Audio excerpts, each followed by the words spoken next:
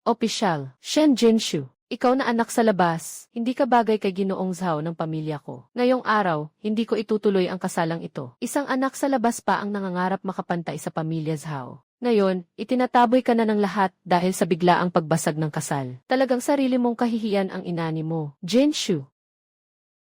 Huwag kang magmadali. Mukhang may kapal ng mukha rin ang taong ito. Sayang lang at sa dami ng panauhin, siya lang ang abalang-abala sa pagmuya ng hita ng manok. Hindi ba si Luli iyan? Sa ganitong sitwasyon, nagawa pa niyang makisawsaw at makipag-inuman. Ang nag-iisang supling na lalaki ng pamilya Lu sa 3 salinlahi. Ang kilalang palaaral sa Yangzhou. Bihasa sa lahat ng paraan, mula sabong hanggang sugal at paligsahan. Ni minsan, hindi pa niya nabasa ang aklat ng mga banal na aral. Sinalaula at napabayaan niya ang kalahati ng yaman na iniwan ng ama at ina niya. May utang pa siya sa labas na halos isang daldang basurang utang. Binigay sa kanya ang palayaw na lule. Tama naman ang tawag sa kanya. Ikaw. Ako. Tama, ikaw nga. Ikakasal ba o hindi? Ikakasal, ikakasal, ikakasal. Maghanap ka na lang ng asawang babae. At ano naman ang dahilan mo para hindi ikasal? Lu Huijin, isa ka lang hampas lupa, gusto mo pang makipag-agawan sa akin. Ginoong Zhao, ikaw mismo ang umatras sa kasal. Pagkakamali ko lang ito. Pagkakamali lang ba, alam mo ba ang sinasabi mo? Noong nakaraang bakbakan ng sabong, hindi ba natalo ng inyong lahi ang General Changsheng? Paano ka maglalakas loob na sumingit at makisawsaw? Ang sabi ko na nga, hindi ka marunong tumingin sa tao. Sige, bahala ka. Huwag mo akong tratuhing tanga. Itong sakit na ito, dapat nang ayusin. Lahat kayo, tumahimik. Lu Huijin, anong ikinapapalalo mo? Ang basurang pamilya mo nga, baon na sa utang ang buong bayan. Ipakasal sa iyo, parang tumalon ka na mismo sa hukay ng apoy. Tapos na ba ang sinabi mo? Magkano ang utang mo? Hindi naman gaano. Magkano? 800 tael. 800 tael lang, sapat na para may makain ang isang pamilya sa 3 salinlahi. CJ, bilang paggalang sa ninuno. Tugtugin ang musika. Kayong lahat, hintayin inyo ako. Asawa ko, narito na ako. Asawa. Umupo ka. Sa manor ng pamilya Lu, 2 lot sa timog, at iyong nasa kanlurang bahagi ng lungsod. 3 taon ng abandonado. Halos isang kalahating taon na ring nagpabalik-balik ang katiwala sa mga magsasaka. Noong nakaraang taon, kulang sa kinita ang ani ng mais ng halos 12 tael. Mas maayos ng kaunti ang lot sa labas ng lungsod. Pero isinangla na iyon sa bangko ng Qianzhuang. At may kalahating taon pa bago ito mag-mature. 3 tindahan. Ang tindahan ng seda ay nalugi ng 2 taon na. Nakapatong at naipon ang inventaryo. At may utang pa sa bayad sa mga tagagawa ng tela. Ang paglalakbay at paggawa ay hindi biro. Noong nakaraang taglamig, bumaha sa tindahan, at nasunog ang kalahati ng mga paninda. Hanggang ngayon, wala pa ring pambili para sa pagkukumpuni. Ang tindahan ng bigas ay kumikita naman. Pero puro bigas ng mga taga-ibang puok ang pumapasok. Halos pareho lang ang lumalabas na puhunan ng Panginoon. Kabuang utang sa labas ay 800 tael. Kasama roon ang 300 tael na utang ng bangko ng Longsheng sa silangang bahagi ng lungsod, na may interes na 3% bawat buwan. Sa susunod na buwan, June na, may dagdag pang 500 liang, mga barya-barya lang. May utang pa tayo sa mga tala ng bawat bahay. Kapag may pinagkakautangan, mga 3 hanggang 5 araw lang at may darating na sa pintuan. Bukas, sa 2 pitik ng oras ng tigre, bumangon ka. Sa oras ng daga, makakarating na tayo sa nayon. Unahin nating hukayin at linisin ang baradong kanal ng paagusan sa liblib na lupang iyon sa kanluran ng lungsod. Sandali, asawa ko. Madilim pa ang langit doon. Kaya nga, ang ibig kong sabihin, kahit ang 800 laang na iyan, hindi pa naman isang araw na utang. Hindi rin naman nagmamadali. Sa 1 o 2 araw na ito, kasal lang natin. Ang sungit mo naman, parang gusto mo akong pagpahingahin ng matagal. Hindi ba't ang galing mong magsalita kanina sa entablado ng kasal? Pinagsawaan mo na ang isang asawa. Hindi wala talagang ganoon. Ang sabi ko, asawa ko. Alam mo ba, yung hitsura mo kanina habang may hawak na kutsilyo. Ang ganda. Nakaimprenta at nakadikit. Kailan mo isinulat iyon? Noong lasing ka. 800 leang lang naman. Pumapayag ka bang kunin akong asawa? Kailangan ko pa ring tumayo ng maayos. Tulog na, tulog na. Bukas, may pagtatanim pa ako. Asawa ko, maaga ka na ring magpahinga. Huwag mo nang titigan ng matagal ang ledger. Nakakasakit ng mata kapag masyadong matagal.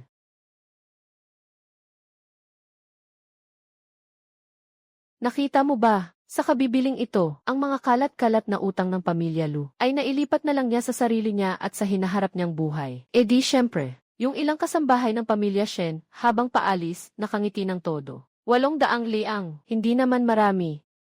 Pero gusto ko ring makita kung gaano kalaking alon ang kaya nilang iangat sa magulong tubig ng pamilya Lu.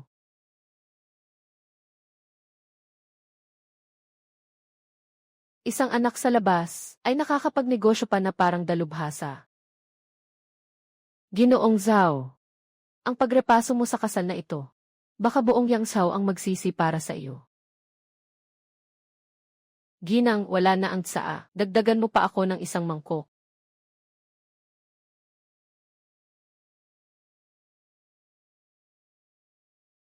Tatlong araw lang, naubos na ang inventaryo ng kalahating taon. Ang bilis naman. Mabilis naman, di ba? Magkano na ba ang pera sa talaan ni Lao Liu?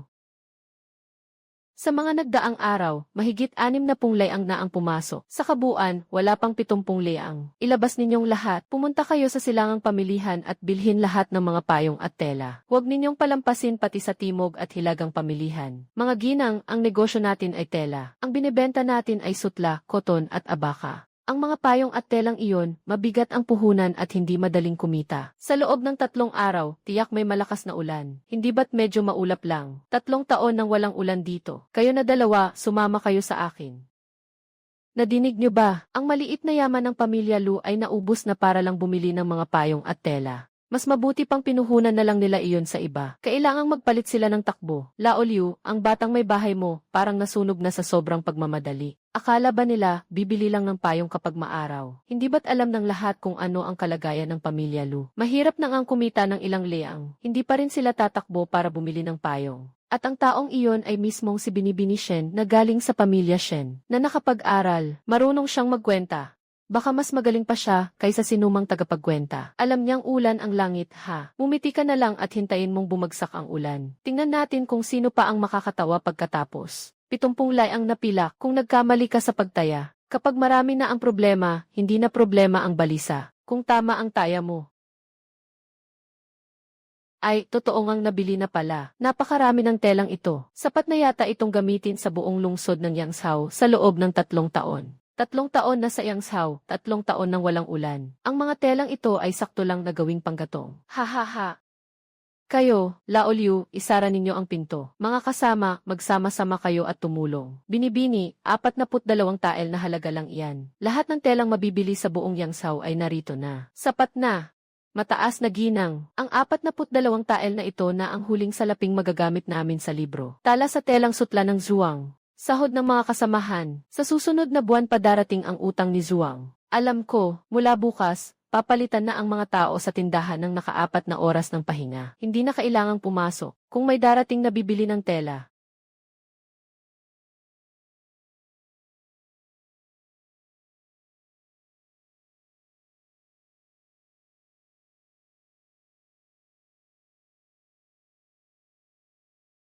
Umulan na ba? Ang lakas ng ulan, bukas, hindi na kailangan ng patubig. Sa ganitong malakas na ulan, ang unang naalala niya ay, hindi na kailangan ng patubig.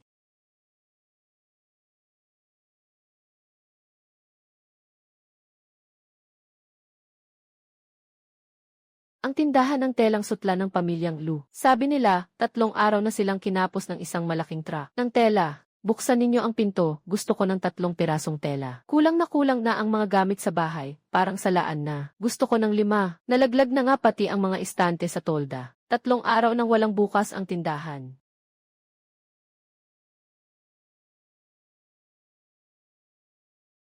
Magpila. Mataas na ginang, magkano ang takda ninyo? Sa tindahan sa kabila, ubos na ang tinda kanina pa. Ang huling batch na nailabas, 2 tael bawat piraso. 4 na tael bawat piraso. 4 na tael bawat piraso. Sino ba sa mga karaniwang tao ang may kayang bumili? Sa buong Yangzhou, kami lang ang tindahang may tela. Umuulan pa rin. Sa tingin nyo, bibili pa ba sila ng tela? 4 na tael bawat piraso. Kung 4 na tael, bakit hindi ka pa lumaban para makabili? 3 araw na ang nakaraan, 3 tael lang ang singil sa kabilang tindahan. Napakababa naman yan. 4 na tael bawat piraso. Tingnan natin kung kanino mo ibebenta. 4 na tael, 4 na tael na nga, pati matanda at bata sa bahay ay nababasa na. Laolyu, kunin mo na para sa kanya. Ako rin, gusto ko ng isang gin. Sandali.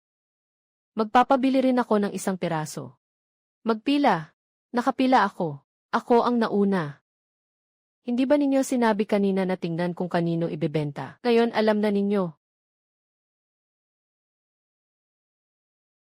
4 na tael bawat piraso. Lahat ay naibenta.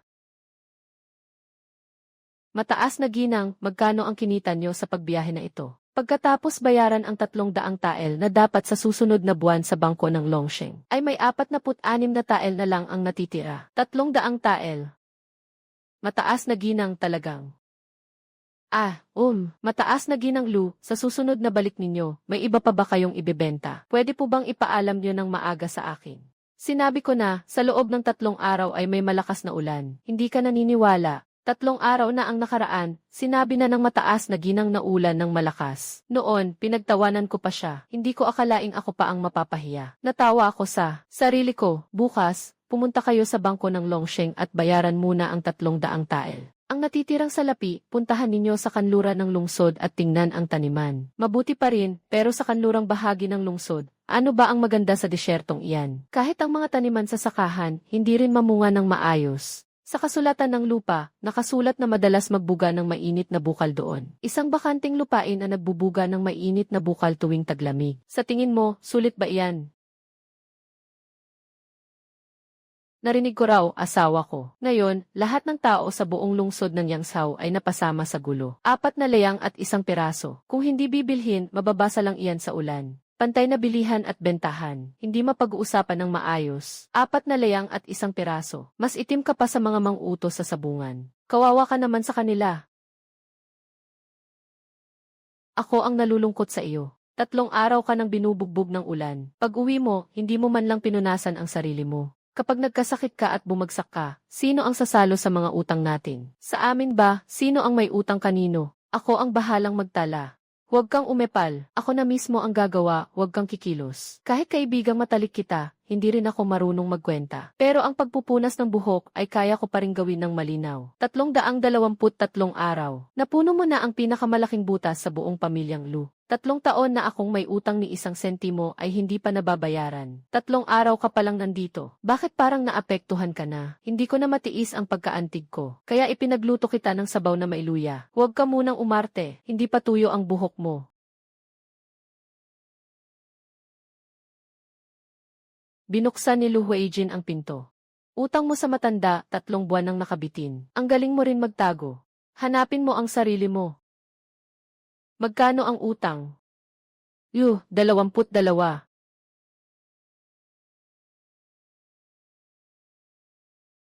Nasaan si Lu Huijin? Sabihan ninyo siyang lumabas, huwag nang bayaran ang utang. Nagtatago sa bahay na akala mo'y kaawa-awa. Anong klaseng lalaki ba iyan? Maaga kayata ngayon, Kuya Zhao. Kumain ka na ba? Bawas-bawasan mo nga ang pagising mong pa-cute. 22 pilak. Kung wala ka niyan ngayon, lilipatin ko ang mga gamit ninyo. Mga mesa, upuan, kabinet. Anong may ililipat pa? 22, kasama na ang tubo, 18 layang ang puhunan. 3 buwang tubo, 2 liyang. Kabuan, 22. Kailan ba iyon inutang? Noong nakaraang taon. Taglamig. Noon, natalo ako sa sabungan. Kapag gipit, umuutang ako sa kanya ng kaunti. Sa sabungan. Alainan.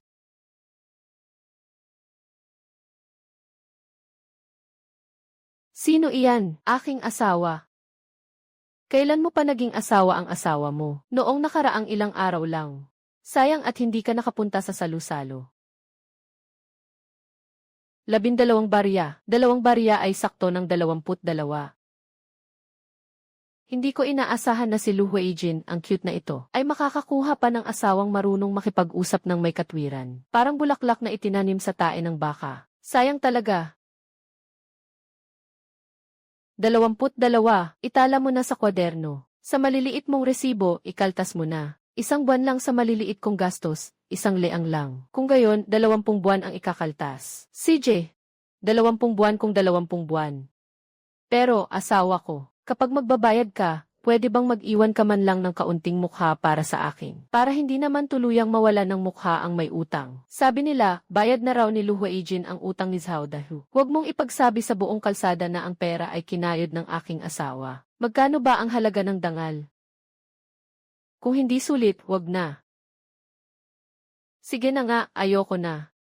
Basta ko, kayang kumita ang aking asawa. Hindi ba sabi mo, ngayon tayo pupunta sa kanlurang bahagi ng lungsod? Asawa ko, pag-usapan natin ito. Paglabas natin, pwede mo ba akong palitan ng kabayo? Ano nang mali sa asno? Walang problema sa asno. Ang problema, lahat ng iba ay nakasakay sa kabayo. Saka ang mga bata sa kalsada, pinagtatawanan pa ako. Kapag nakikipagnegosyo ka, bakit ka natatakot pagtawanan ng mga tao? Iba naman iyon. Ang pagnenegosyo ay sarili kong usapin. Pero ang pagbubuking na nakasakay ako sa asno, parang sinampal mo ang mukha ko sa harap ng asawa ko. Kung gayon, huwag ka nang sumakay. Tara na, patakbuhin mo. Mabait pala ang asno, matatag at hindi alog. Mas komportable pa kaysa kabayo. Mataas na ginang, tingnan ninyo. Ang buong bahaging ito ay puro batuhan. Kahit damo, hirap tumubo, kaya ang tanim ay halos walang ani. Noong narito ang matandang dong, sinubukan na niyang magtanim ng trigo. Kalahati man lang ng ani ng iba, hindi pa umabot, kaya napabayaan na lang ito. Wala nang nag-aalaga mula noon. Laoliw, kumuha ka ng pala.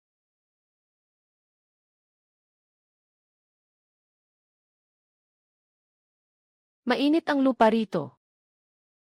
Sa kasulatan ng lupa, nakasaad na may bukal dito, na hindi natutuyo kahit buong taon. Tanggalin mo ang mga damong ito, at ilipat ang mga bato. Mula sa bukal, magtayo tayo ng mga silungan palabas. Hindi kailangang mataas ang silungan. Sapat nang may panangga sa hangin, gumamit ng telang langis sa bubong. Ako na ang tatawag ng mga tao. Ipatawag ang natitirang mga tao sa bukid. Ngayon na rin tayo magsisimulang maglinis ng lupa. Mataas na ginang Lu, bibili rin kayo ng mga binhi ng gulay. Pero hindi magandang timing ang pagdating ninyo. Malapit na ang taglamig, matagal lang nailagay sa lupa ang mga binhi. Sino pa ba ang bibili ng binhi ngayon? Ang natitira sa tindahan, ang nasa imbakan. Pawang mga lumang paninda na. Kung hindi po ninyo indahin, kukunin ko po lahat. Sige, akin na lahat. Spinach, repolyo, chives, at sibuyas na mura. Lahat ng binhi ng gulay. Bago man o luma, ilan man iyan kukunin ko. Mataas na ginang Lu, kaya na akong mangako sa inyo. Lahat ng iyan ay binhing natira pa mula noong nakaraang taon. Pero tutubo ba iyan, hindi ko po magagarantiya. Bumili po kayo at dalhin. Kung hindi tumubo, pwede kayong bumalik at humingi ng refund sa akin. Magkano lahat? Ang mga binhing ito, sa totoo lang, wala na ring halaga. Nakatambak lang iyan sa bodega at sumasakop ng espasyo. Bigyan mo na lang ako ng 200 na pilak at lahat na kunin mo. Lumabas ka na lang ng bahay para makabili ka ng sariwa. Yung cute na anak ng pamilya Lu, nag-asawa ng isang cute rin. Sa gitna ng taglamig, bumibili pa ng mga binhi ng gulay. Sabi pa, magtatanim daw siya. Talagang bagay na bagay ang dalawa. Nakakatawa, pero parang likha ng langit at lupa. Tingnan na lang nila kapag tumubo na ang mga gulay. Baka ni hindi na nila mapigilang matawa. Ano na naman ito? Muli na namang ibinenta ng pamilya Lu ang balat sibuyas nilang pagsasaysay. Nagtitinda ng maliliit na repolyo, makintab at sariwang-sariwa. 12 lei ang isang plato. Kapag na-late ka, ubus na. Mataas na ginang. Noong nakaraang buwan, sinabi ninyong kapag taglamig na at magtatanim. May kasalanan din ako sa puso ko. Hindi ko lang naglakas loob na sabihin. Ngayon pa. Sa tingin ko ngayon, parang may basbas ang langit sa pamilyang Dong. Siguradong ipapadala ka sa pamilya Lu. Ano bang klaseng malas na biyenan to? Ito ay sa pamilya ko, nakayamanang pangpanirahan. 12 sa isang batch, limitado, 20 batch lang. Yung nasa likod, wag na kayong pumila, wala na ngayon. Darating din sa oras. Kumbaga, 20 batch lang. Sino pa ang makakapag-agawan? Pagdating ng oras ng Mao, nasa pintuan na. Nasa unahan na ang 10 o higit pa. Laoliw, pakipasok ang 2 binibini. Lutong ito, diniligan ng tubig mula sa mainit na bukal. 30 araw nang nakatayo ang kubol. Kung sinabi mong mainit na bukal, edi mainit na bukal. Si Laoliw, tig 1 piraso sa 2 binibini. Libre na. Paano po naman ako magiging makapal ang mukha niyan? Ibalik mo at tikman mo. Matapos tikman, babalik ka rin at pipila. Maraming salamat po, dakilang ginang Lu. Sabi ko na nga ba, mahusay talaga sa negosyo ang ginang ng pamilya Lu. Kahit noong huling payong tela, siya pa rin.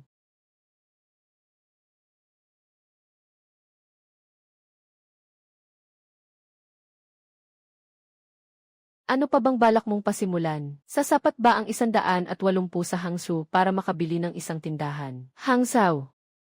Kagagaling lang natin sa Hangzhou at bahagya pa lang tayo nakatayo ng maayos. Sa Hangzhou, bawat pulgada ay ginto. Ang isang maliit na tindahan doon, 3 o 5 daang tael na agad. Lao Liu, huwag mo nang pabilisin, hayaan mo siyang magsalita. 3 buwan na ang nakalipas. Noong nasa pamilyang Shen pa ako, may narinig akong balita. Balak ng korte na magtatag ng isang tanggapan ng telang seda sa Jiangnan. Pinakamalamang na sa Hangzhou ito ilalagay. Tanggapan ng sutla. Kung ganoon, hindi ba't ang presyo ng lupa sa Hangzhou ay 3 ulit na tataas, hindi bababa sa.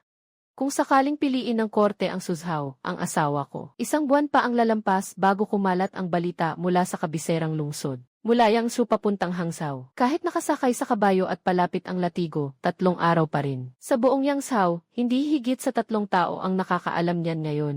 Hintayin mong malaman na ng buong lungsod. Hindi na ganoon ang presyo ng mga tindahan sa Hangzhou. Bakit mo pa ako tinitingnan ng ganyan? Hindi naman ako marunong magkwenta. Sabi na nga ba niya, bahala na raw siya roon. Lao Liu, ihanda mo ang kabayo. Bukas ng maaga, magtutungo kami sa Hangzhou. Ang binibining ito ang talas ng mata. Talagang eksakto ang lokasyon ng tindahang ito. Sa labas ng Kingbu Gate, sa isang buong kalye. Presyo, 500 tael. 500 tael. 300 tael. Wala nang mas mababa pa sa 450 tael ang mga tindahan sa labas ng Kingbu Gate. 2 kalye ang layo, 2 lipa sa tulay na panukat. Wala pa itong 1 mula rito sa tulay na panukat. Mukhang kabisado ng binibini ang Hangzhou. 300 tael, at may bakanting loting nakakabit pa sa likod. Magkasama, 600 tael. Paano ninyo nalaman? Pareho lang din ng pamilya Dong ang katabing pader. Ang pintuan at mga tabla ng pader na katabi ay kapareho rin ang barnis na ginamit dito. Pati ang pagkakulay pareho rin. Gawa sa iisang taon. Masyadong matalas ang mata ni Binibini. 600 tael, medyo mababa pa. Hindi ko mapapaliwanag iyon sa panig ng Dong. Magbigay muna po kayo ng paunang bayad. Ngayon din. Maghihintay ako rito. Sabi ng pamilyang Dong. Ang pinakamababa ay 680 tael. Ginang. Sa talaan, may kabuang 182 pilak na barya. Masyadong malaki ang kulang, 682. Ito ang kontrata para sa tindahan ng seda ng pamilya Lu sa Yangzhou. 3 tindahan, kung batay sa presyo sa pamilihan, ay nagkakahalaga ng 400 pilak. Ang isa sa mga iyon, gagamitin ko bilang kabayaran sa 2 ito. 82 pilak ang paunang bayad. Maya-maya, pupunta ako sa pamilyang Dong para makiusap. Binibini, pagbati po. Pumayag na ang pamilyang Dong. Ang 2 tindahan ay maisasali ng buo sa loob ng kalahating buwan. Nagsusugal lang ang iyong alipin. Hindi ba sobra naman, kung sa huli ang korte ay pipili ng Suzhou? Masisira lang ang lahat mula sa simula. Panalo tayo sa Yangzhou. Panalo tayo sa Yangzhou. Panalo tayo sa Yangzhou. Ang pamilya Lu ay hindi lang basta sa Yangzhou. May mga taong dumating mula sa panig ng pamilya Shen, Binibini. Ikalawang ginang, hinihiling po ng mga ito na bumalik kayo bukas sa mansyon. Anong bagay? Hindi sinabi ng dumating. Ang sinabi lang ay kailangan ninyong bumalik. Nauunawaan ko. Bukas ako pupunta.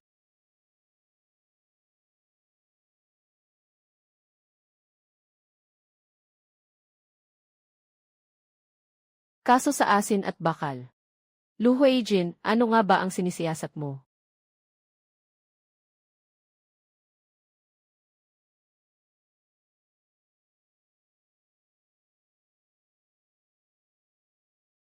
Shen Jinshu, ngayong araw ay ipinatawag ka ng iyong ina sa bulwagan ng mga ninuno. Sinabi raw na ginamit mo ang pamamahala sa mga tindahan ng pamilya Lu upang pagkamkam ang pera ng pamilya Shen. Inaamin mo ba? Hindi. 3 araw ng 12 buwan. Dumating sa tindahan ng pamilya Lu ang isang batch ng telang koton. Nakasulat sa talaan na 50 pilak. Pero maaari kong ipasiyasat iyon sa isang manghahabi. Sabi nila, ang batch ng telang iyon ay naibenta lang ng 35 pilak. Saan napunta ang 15 pilak na sobra? At ang 15 pilak, sapat na iyon para tumagal sa isang karaniwang tahanan ng mahigit kalahating taon. Hindi nakapagtatakang ang walang saysay na si Lu ay nakakapagtagal hanggang ngayon. Matagal ko nang sinabi.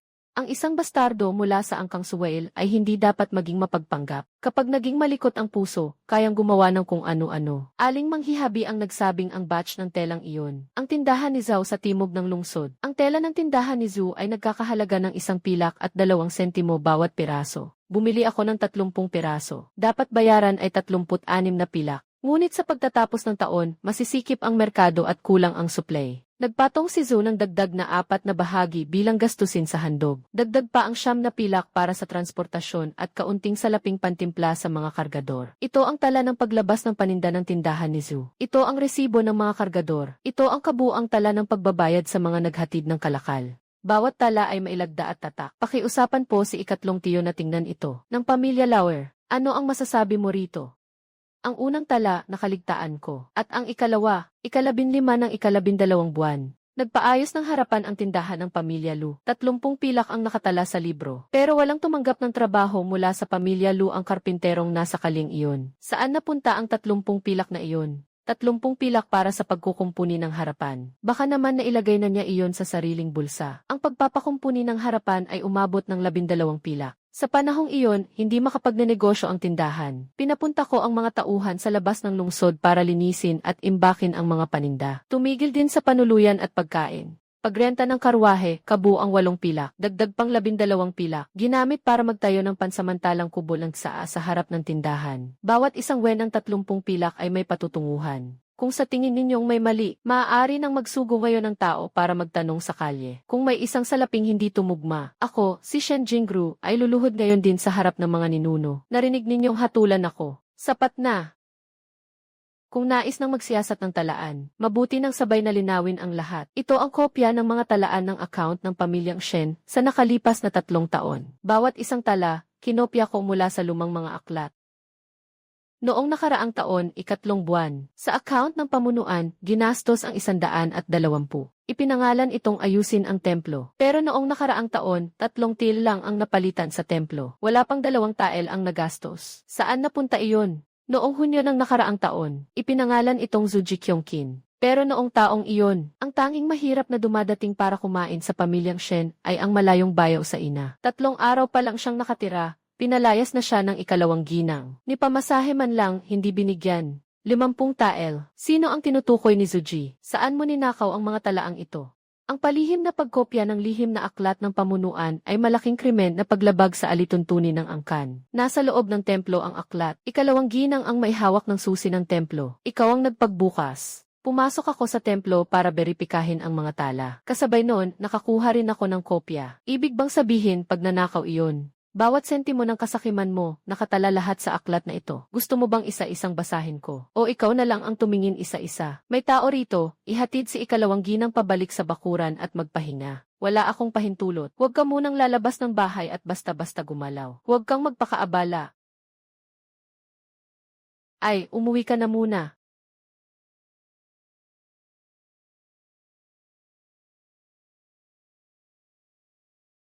Binibini, kahit ang mga tala 3 taon na ang nakalipas, kabisado mo pa rin. Hindi nagsisinungaling ang mga tala. Pero ang mukha ni 2 ginang, mas pangit pa kaysa sa mukha ko.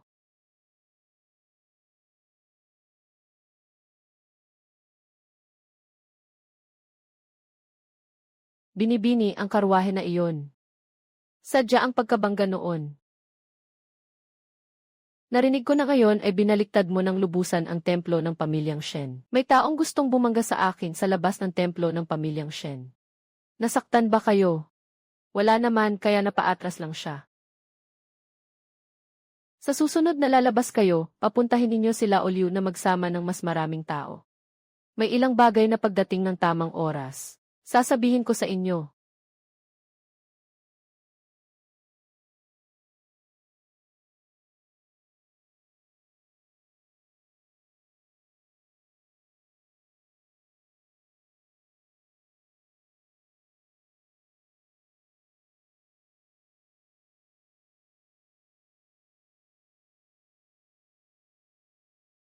Buti na lang, maaga akong nakapagre-reserba ng tindahan sa Hangzhou. Kaya ngayon, tubong lugi ang iba habang puno ang bulsa ko. Sa Hangzhou, 3 beses nang tumaas ang presyo ng lupa magdamag. Hindi ako nakahabol. Noong nakaraang buwan lang pumunta sa Hangzhou ang tindahan ng pamilyang Lu. Sa tingin mo, pwede kaya iyon? Alam na ba niya agad? Wala ni anino ng balita, hindi pa niya nahahawakan. Tapos na ang tindahan niya. Noong huling pagbaha, telang panangga sa ulan. Sinasabi mo bang tanga siyang pumulot ng patay na pagkakamali? Sa pagkakataong ito, sa Hangzhou na nagpareserba ng tindahan, tanga rin siya. Pwede bang 2 beses ka pang makabangga dahil sa kalokohan? O ay, kumita sa Hangzhou. Bakit nakakunot pa rin ang noo mo? May gumagawa ng malaking bulto sa Yangzhou. Magsisimula ng bumaba ang presyo ng butil. Kailan dumating? Ngayong umaga. Nakasingit na sa siwang ng pintuan ng tindahan. Walang pirma, pero totoo ang sinasabi. Pinacheck ko kay Lao Liu. 3 araw na ang nakalipas, sa Yangzhou, 2 tael bawat kaban ang presyo ng butil. Kahapon, bumaba sa 1 tael. Ngayong umaga, umabot na sa 1 tael at 6 na bahagi. May naglalako ng napakalaking dami ng nakaimbak na butil. Binabagsak nila ang presyo sa merkado. Kung may lakas nga si Yangzhou na gawin ito, hindi lalampas sa 3 bahay. At kung hindi nila sinasadyang gawin ito, hindi naman para kumita sa diferensya. Mas lalo pang babagsak ang presyo ng butil. Sa huli, tiyak na aakyat din itong muli. Ang mga nagbenta ng nakaimbak na butil, nalulugi rin ang mga iyon. Maliban na lang kung sinasadya nilang pabagsakin ang mga mangangalakal ng butil sa Yangzhou. May naglilinis ng lugar, itulak pabagsak ang maliliit na mangangalakal ng butil. Tapos, sila lang ang lalaki. At tuluyang aangkinin ang buong pamilihan ng Yangzhou. Ngunit ang gagawin ay pababain ang presyo ng bigas sa buong lungsod. Hindi sapat ang mga lokal na negosyante sa Yangzhou lang ang pag-asa. Tiyak na may kasamang salaping galing sa labas. Katatatag lang ng tanggapan ng sutla sa Hangzhou. Lahat ng negosyante sa Jiangnan ay nakatingin sa Hangzhou. Sa ganitong pagkakataon, pababain ang presyo sa Yangzhou. Sobrang eksakto ng timing. Kapag nakatingin ang lahat sa silangan, may taong gumagawa ng paraan sa kanluran. Ano ang balak mong gawin? Itatapon nila ako pabalik. CJ, magkano ang cash mo sa account mo ngayon? Ang 2 tindahan mo sa Hangzhou, kung isasangla, aabot ng 10,000 liang. Nakalabas pa ang mga paninda sa malaking kubol sa Wenkuan. Sa ikatlong batch, sa katapusan ng buwan, pwede nang hatiin. Maaari ka pang magpasok ng 200 liang. 1200 liang. Dalhin mo roon. Hindi ko alam kung sino ang naglalaro ng patibong. Mas matapang ka kaysa sa inaakala ko. Hindi lang ito usapin ng tapang. Nagkamali sila. Nilimas nila ang Yangzhou. Tiyak na sabay silang gagalaw sa isa pang lungsod. At ibabagsak ang presyo ng bigas sa Yangzhou. Pagkatapos, itataas nila ang presyo ng bigas sa isa pang lungsod at doon sila kikita sa magkabilang panig. Kapag natunton lang natin ang lungsod na iyon, maaari nating maagaw ang unahan nila. Ang Huaian ang himpilan ng paglilipat ng kargamento ng kaubang. Ito ang tulay ng bigas mula Jiangnan pataas sa Hilaga. Ang Huaian ang daanang hindi pwedeng iwasan. Tama. Kung mapipisil ang presyo ng bigas sa Yangzhou, tiyak na sisirit ang presyo ng bigas sa Huaian. Unang pumunta sa ibang, sa Huaian. Mataas na ginang, may kagyat na sulat mula sa tindahan sa Hangzhou. May nagtatanong ng presyo sa 2 tindahan ninyo. Ang nag-aalok ay isang nagngangalang Kao. Si Kao rin ang bumili sa ngalan ng pabrika ng telang Jiangnan. Sa wakas, dumating na. Sino ang dumating? Lao Liu, ihanda ang kabayo. Pupunta ako sa bangko. Sasamahan kita. Ano ang gagawin mo roon? Tutulungan kitang maghatid ng salapi. Ang asawa ko ay pupunta sa bangko para umutang ng 1200 liang. Dapat man lang may pangharapang lakas ng loob. Huwag kang mag-alala, tatabi lang ako at hindi magsasalita. Sayang ang tikas mo. Sige, 1200 liang. Hilahin mo na ang mga pilak na ito, sabi nga. 1200 liang, kasama pa ang kinita mo noon. Ang salaping pwede mong galawin ngayon. Mas marami pa kaysa kalahati ng mga tindahan sa Yangzhou. Pagkatapos, paano mo balak gastusin? Unahin nating bumili ng bigas. Bumaba na naman ang presyo ng bigas. Hanggang kailan pa bababagsak iyan? Gusto mo bang mamatay ang mga tao? Ako na ang magbebenta ng bigas ko. Nagkaproblema sa Huaian. Sa ilog ay naipit ulit ang daanan. 3 county sa Huaian Prefecture ang binaha. Nasira ang lahat ng ani ng taglagas. Ang presyo ng bigas sa Huaian ay umabot na ngayon sa 4 na liang. Patuloy pa rin itong umaakyat. Ang tawiran ng ilog, biktima ng sakuna ang Huaian. Naputol ang ruta ng bigas. Lahat ng negosyante ng bigas sa Jiangnan ay dadagsa sa Huaian. At ang mga may hawak ng malaking inventaryo ng bigas sa Yangzhou. Lao Liu, bilangin mo ang mga butil na nakaimbak sa bodega. Bukas, sisimulan na ang paglalabas ng bigas. Bawat siya'y 5 liang walang tawaran. Sino ba talaga ang nagpadala ng lihim na sulat na iyon sa ginang? Ang kasong asin at bakal. Ano, ang pattern na iyon? Nakita ko na sa silid-aklatan ni Lu Huijin. Nakasiksik iyon sa isang librong ayaw niyang ipahawak sa akin. Ang usapin ng asin at bakal ay nasa ilalim ng pamamahala ng kagawaran ng bahay sa Jiangnan. Sa 3 roon, isa ang Peking. Gabi na, hindi ka pa rin tulog. Nagbabasa ako ng talaan. Saan mo nahanap ang librong iyan? Sa ilalim ng iyong mesa. Hindi nakakandado ang drawer. Gaano na karami ang nabasa mo? Hindi sapat, pero alam ko na ang sinusuri mo. Hindi mo dapat nakita iyon. Ang karwaheng balak bumangga sa akin. Ang disenyo sa parol ay katulad ng disenyo ng isa pang papel na nakasingit sa libro mo. Halos mapatay na ako noon. Sinasabi mong hindi ko dapat nakita iyon. Ang kasong asin at bakal ay nangyari 3 taon na ang nakalilipas. Ang resulta ng investigasyon noon ay may mga nakipagsabwatan sa mga ngalakal ng asin para nakawin ang buwis. Pero sa huli, namatay ang suspect sa loob ng bilangguan. Bumabawi ang bawat saksi sa kanilang sinumpaang salaysay. Kaya dali-daling isinara ang kaso. Matagal ko nang hinahanap ang talaan na nawala noon. Ang ninakaw na buwis sa asin, dapat may talaan. Sino ang kumuha ng magkano? Sino-sino ang pinaghaisyan? Dapat nakatala ang bawat sentimo. Sino ka ba talaga? Hindi ko pa masasabi sa iyo ngayon.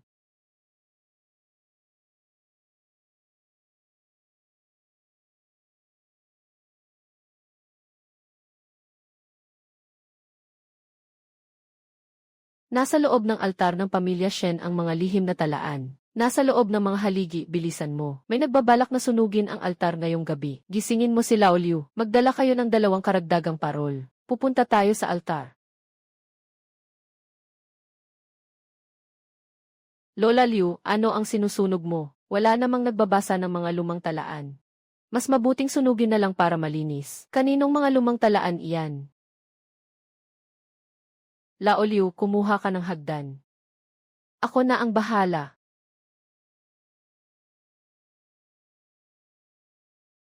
Pamilya Zhao. 3 taon ko nang itinatago ang talaang iyan. 3 taon na ang nakalilipas, ang matandang tagapamahala ng pamilya Shen ang nagbigay sa akin bago siya mamatay. Sabi niya, hindi niya kayang sunugin. Ang mga sakim ay nananatiling malaya. Ang mga inosente ang napagbibintangan. Hindi niya matanggap ang kawalang katarungan. 3 taon akong naghintay. Wala ring dumating. Ikaw lang ang tanging dumating. Ang mga pahinang ito ang pilak na kinuha ni Wang sa kaban ng pamilya Shen. Bawat isa. Malinaw na nakatala. Jinshu, gaano na karami ang nabasa mo? Sapat na para sa akin. Kung ganoon, hindi na kayo makakalabas ng buhay ngayong gabi. Ginoong Zhao. Pati sa sabong ay wala kang kwenta. Kahit ang pagnanakaw ay hindi mo rin magawa ng maayos. Lu Huijin, akala mo ba kaya mo akong harangin dahil isa ka lang inutil na binata? Ang prinsipe. Siya ang prinsipe. 3 taon na ang nakalilipas, naputol ang ebidensya sa kasus ng asin at bakal. Binawi ng mga saksi ang salaysay. Namatay ang pangunahing suspect. Hindi ko maisip kung sino ang may sapat na kakayahan para gawin iyon. Ngayon, naintindihan ko na, ang sino mang may kapangyarihang magpasok ng kamay sa bilangguan ng Ministry ng Katarungan, ay tiyak na sangkot sa agos ng salapi. Salamat, Ginoong Zhao. Ang negosyo ng pamilya Zhao ay nagpupuslit ng asin. Ang pamilya Shen ang namamahagi at ang suhol sa mga opisyal. Lahat ay nakatala na rito. Asawa ko. Sabi ko na nga ba, 8 na raang tae lang pala. Kaya mo naman palang bayaran, mahal kong asawa. Ikaw ang prinsipe. Alainan. 3 buwan mo akong pinatira sa tindahan ko habang kumakain ng mga binti ng manok. Hindi lang iyon, pati na ang niluto mong karning baboy. Nung araw na itinutok ko ang kutsilyo sa mukha mo, bakit hindi mo ipinakita ang tatak na ito? Natatakot akong baka kahit ang prinsipe ay kaya mo ring tagain. Hindi na maganda ang pagtatapos niyan. Akin na lang munang babantayan ang mga aklat na ito para sa kanya. Kapag nalutas na ang kaso, saka natin ibigay kay Lao Liu.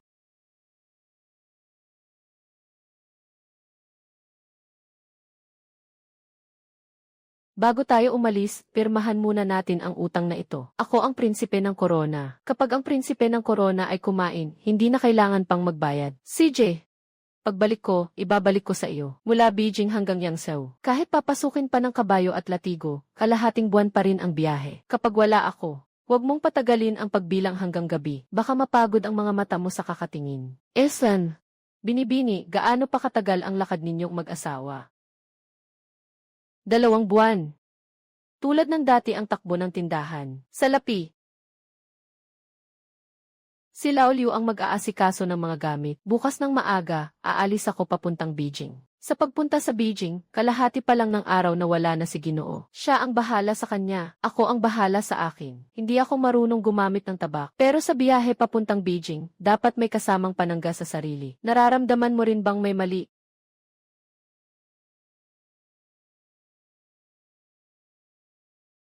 Pagbalik ko, ibabalik ko sa iyo. Babalik siya.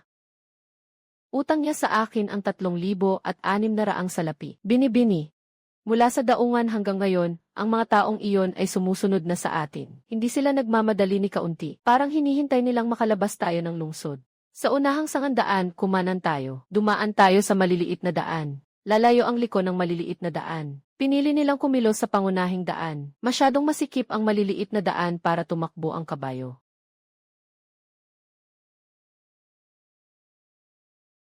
Binibini ng bahay Lu. Sino po? Mga tauhan ni Kaobang sa sangay ng Huaian. May magbibigay ng 500. Bibilhin nila ang buhay ng iyong kabiyak. Hindi man lang naiwasan, bumangga pa siya sa asawa ng prinsipe ng korona. Kapag kinuha ka namin, hindi siya magpapakita. Huwag kayong magulo. Sa gitna ng araw, walang makakasingit. Wala man sa nayon, wala man sa bukid. Kahit ang buong 10 li ay walang ni isang kartero. Kaya ba talaga ng babae ang gumamit ng tabak? 500 lang, kapalit na ng buhay ng prinsipe ng korona. Napakamura naman. Bibigyan kita ng 1,002. Mga tauhan ni Kaobang, ang hinahanap ninyo ay pera at kita lang. 502 tao ang paghahasyan. Bawat isa ay wala pang 200.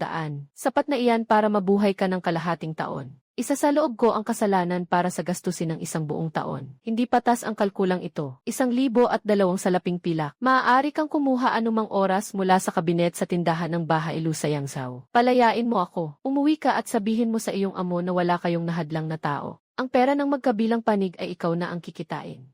May punto ang sinabi ng nakatatandang kapatid niya. Ang 1,002 ay doble sa 502. Paano mo masisigurong pagdating sa Beijing ay hindi kayo iulat ko sa mga opisyal? Iulat ko kayo sa mga opisyal at tatakbo kayo agad. Pero pagkatapos, hindi na muling kukuha ng isang pangkat ng mga taong may salapi pero walang ginagawang tama. Kabaliktaran, palayain ninyo ako. Hindi ako magsusumbong sa mga opisyal. Mula ngayon, ang mga kargamento ng bahay Lu sa Yangzhou ay ibibigay lahat sa sangay ng Huaian. 1,002, dagdag pa ang kita sa biyaheng Kaobang bawat taon. Kung ikukumpara sa 502, alin ang mas sulit? Sa loob ng 3 araw, dadalhin ang salapi sa pantalan ng Huaian.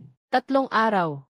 Binibini, talagang ibibigay ninyo sa kanila ang 1,002. Sa 1,002, 3 silang tatalikod sa tubig. Hindi lugi ang kalkulang ito.